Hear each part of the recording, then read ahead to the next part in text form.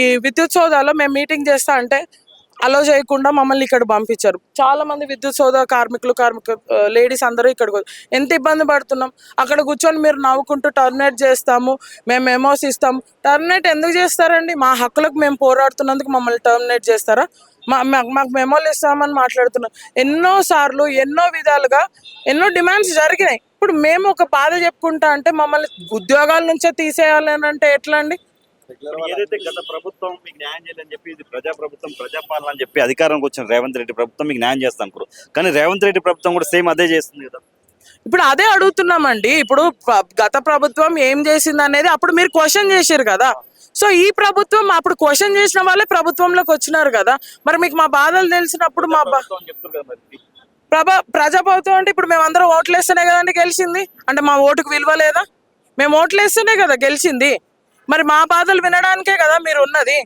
మా బాధలు వినము అని అంటే ఎట్లా? అది కరెక్ట్ కాదు కదా. ఖచ్చితంగా మా బాధలు వినాలి. మాకు ఏపీఈఎస్బి రూల్స్ ఖచ్చితంగా ఇవ్వాలి. మేము ఆ సంస్థకి చాలా వరకు ఇప్పుడు మీరు చూసుకున్నట్టయితే 90% ఆఫ్ స్టేట్ ఆర్టిజన్స్తోనే ఉంది.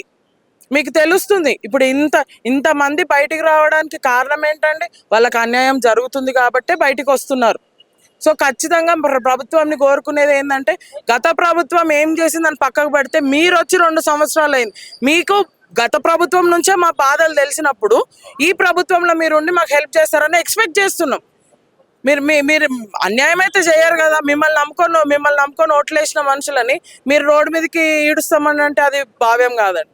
తెలంగాణ విద్యుత్ artisan employees joint action committee ఆధ్వర్యంలో సమ్మె రాష్ట్ర వ్యాప్తంగా 3వ రోజు కొనసాగుతూ ఉంది. 3వ రోజు కొనసాగుతూ ఉందంటే ఇప్పటివరకు యాజమాన్యం మాతోని ఎటువంటి చర్చలకు సిద్ధంగా లేదు కాబట్టి మేము సమ్మెకు సిద్ధం కావడం జరుగుతూ ఉంది.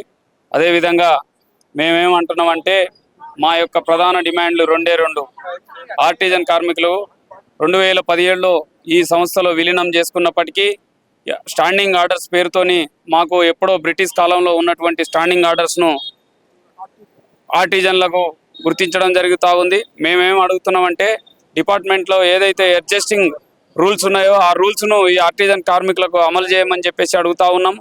సంస్థలో రూల్స్ అంటూ ఉంటే ఒకటే రూల్ ఉండాలి అని చెప్పేసి అడుగుతూ ఉన్నాము. అదేవిధంగా ఇప్పుడు ఉన్నటువంటి విద్యుత్ శాఖ మంత్రి గారు పాదయాత్రలో ఉన్నప్పుడు మెమోరాండం ఇవ్వడం జరిగింది. మెమోరాండం ఇచ్చినప్పుడు అప్పుడు ఉన్నటువంటి బట్టి విక్రమార్క గారు మాకు హామీ ఇవ్వడం జరిగింది. మా ప్రభుత్వం రాగానే మీ అందరికీ పూర్తి స్థాయిలో రెగ్యులరైజ్ చేస్తామని చెప్పేసి చెప్పడం జరిగింది. ముఖ్యమంత్రి రేవంత్ రెడ్డి గారు అప్పుడు పీసీసీగా ఉన్నప్పుడు మేము కూడా కలవడం జరిగింది. వారు కూడా మాకు మన ప్రభుత్వం వస్తే ఖచ్చితంగా మీ అందరినీ రెగ్యులరైజ్ చేస్తామని చెప్పేసి హామీ ఇవ్వడం జరిగింది. ఇది ఒక ప్రజాప్రభుత్వం కాబట్టి ప్రజాప్రభుత్వం అని చెప్పుకున్నప్పటికీ మేము కూడా ప్రజలమే. ఈ సంస్థలో మీ ప్రభుత్వం మీరు విధించిన విధానాలకు మేము కట్టుబడి ఉన్నాము. మేము ప్రభుత్వానికి వ్యతిరేకం కాదు. సమ్మె చేయడం మాకు ఇదేం కాదు. సమ్మె మా హక్కు కాబట్టి మా సమస్యలు పరిష్కరించినప్పటికీ మేము సమ్మె చేయడం జరుగుతూ ఉంది. అదేవిధంగా సమ్మె యొక్క ప్రధాన డిమాండ్లు ఇప్పటికే మీకు చెప్పి ఉన్నాము. మీ ద్వారా ఈ రాష్ట్ర ప్రజలకు రాష్ట్రంలో ఉన్నటువంటి రైతులకు ప్రజలకు మరియు ఇండస్ట్రీస్కు అన్నిటికీ ఏమన్నా విద్యుత్ అంతరాయం కలిగితే పూర్తి బాధ్యత యాజమాన్యమే వహించాలని చెప్పేసి డిమాండ్ చేస్తూ ఉన్నాము.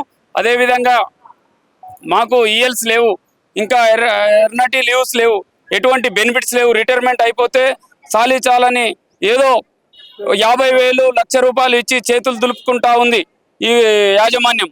కాబట్టి మేము రిటైర్మెంట్ బెనిఫిట్స్ పూర్తిగా 30 ఏళ్ళు 35 ఏళ్ళు సర్వీస్ చేసినప్పటికీ ఈ సంస్థకు వాళ్ళ సర్వీస్నంతా దారబోసి లాస్ట్కు చివరికి కన్నీళ్లు మున్నీళ్ళు అయిపోవడం ఈ సంస్థకు మంచిది కాదని చెప్పేసి ఈ సభాముఖంగా తెలియజేస్తా ఉన్నాము. అదేవిధంగా మీ ద్వారా మా డిమాండ్లన్నీ పరిష్కారం కావాలని చెప్పేసి మీ మీడియా వారికి ప్రత్యేక ధన్యవాదాలు తెలియజేస్తా ఉన్నాం.